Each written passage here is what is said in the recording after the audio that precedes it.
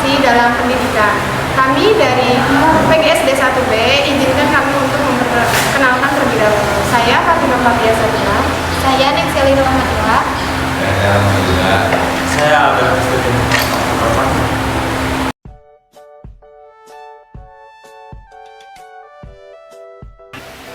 Pengertian motivasi dalam konteks pendidikan.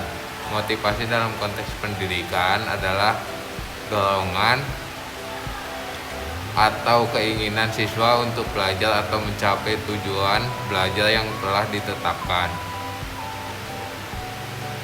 Motivasi memainkan peran penting dalam pendidikan karena dapat mempengaruhi minat belajar, partisipasi aktif dalam pembelajaran, dan pencapaian akademik siswa. Jenis-jenis motivasi. 1. Motivasi intrinsik. Motivasi intrinsik adalah dorongan atau keinginan yang berasal dari dalam diri siswa, seperti keinginan untuk belajar karena merasa tertarik pada materi yang dipelajari atau merasa senang dengan kegiatan belajar. 2. Motivasi ekstrinsik. Motivasi ekstrinsik adalah dorongan atau keinginan yang berasal dari luar diri siswa, seperti janji hadiah atau hukuman jika berhasil atau gagal mencapai tujuan belajar. Baik, di sini ada waktu dan tempat. Fungsi motivasi belajar sangat berfungsi guna menumbuhkan kemauan dan semangat belajar siswa. Menurut Sardiman, ada 3 fungsi motivasi, yaitu A. Mendorong manusia untuk berbuat sebagai penggerak atau motor yang melepaskan energi motivasi. Dalam hal ini merupakan motor penggerak dari sesap kegiatan yang akan dikerjakannya. B. Menentukan arah perbuatan, yakni ke arah tujuan yang hendak dicapai. Dengan demikian, motivasi dapat memberikan arah dan kegiatan yang harus dikerjakan sesuai dengan tujuannya. C. Menyelesaikan perbuatan, yakni menentukan perbuatan-perbuatan yang harus dikenakan yang serasi guna mencapai tujuan dengan menyisihkan perbuatan-perbuatan yang tidak bermanfaat bagi tujuan tersebut. Nah, di sini ada unsur-unsur yang mempengaruhi motivasi. Unsur-unsur yang mempengaruhi motivasi menurut Dimyati dan Mujiono, indikator dari motivasi berupa 1.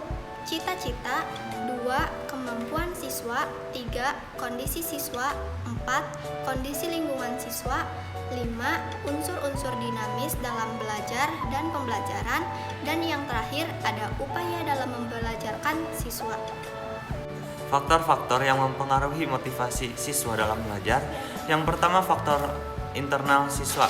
Faktor yang berasal dari dalam diri siswa sendiri meliputi 2 aspek, yaitu aspek fisiologis atau jasmani.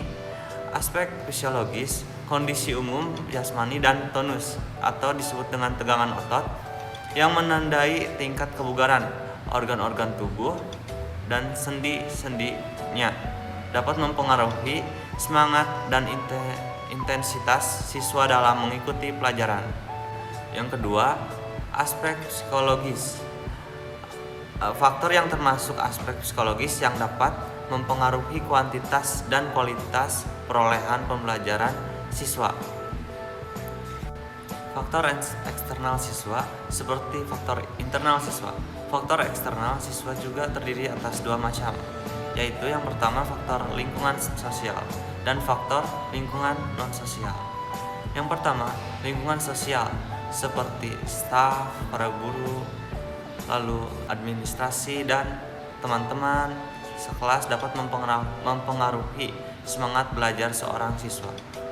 Para guru yang selalu menunjukkan sikap dan perilaku yang simpatik dan memperlihatkan suri tauladan yang baik dan rajin, khususnya dalam hal belajar.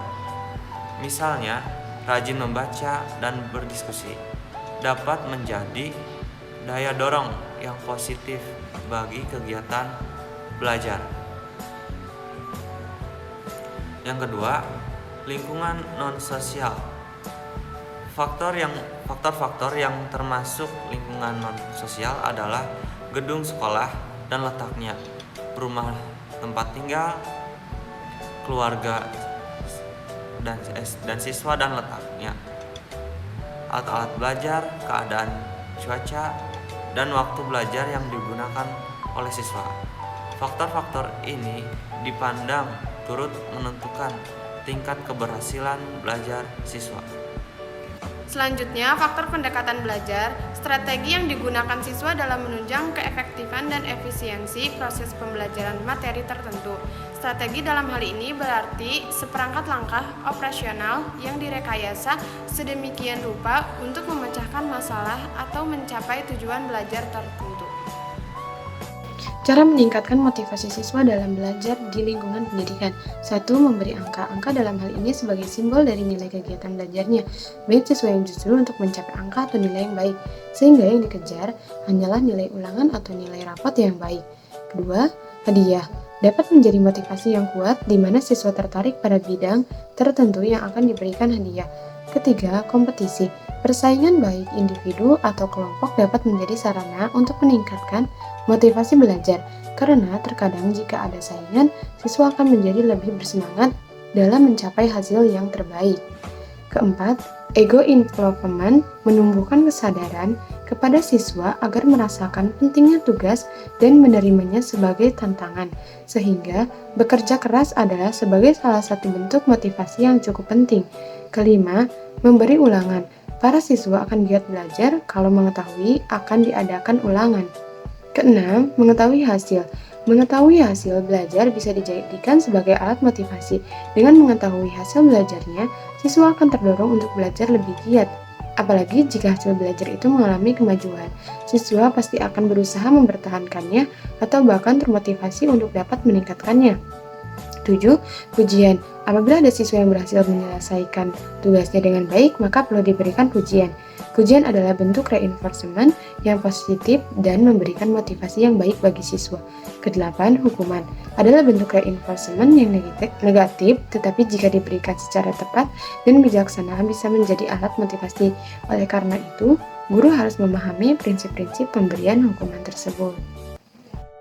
Kesimpulannya, motivasi memiliki peran penting dalam pendidikan karena dapat meningkatkan semangat belajar, prestasi, akademik, dan perkembangan pribadi siswa.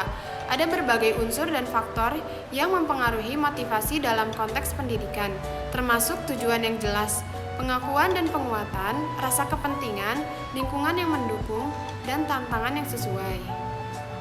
Selain itu, terdapat faktor-faktor motivasi seperti motivasi intrinsik dan ekstrinsik, iklim motivasi, tujuan pendidikan, dan dukungan sosial. Sekian presentasi dari kami, kurang lebihnya mohon dimaafkan. Wabillahi taufiq wal hidayah.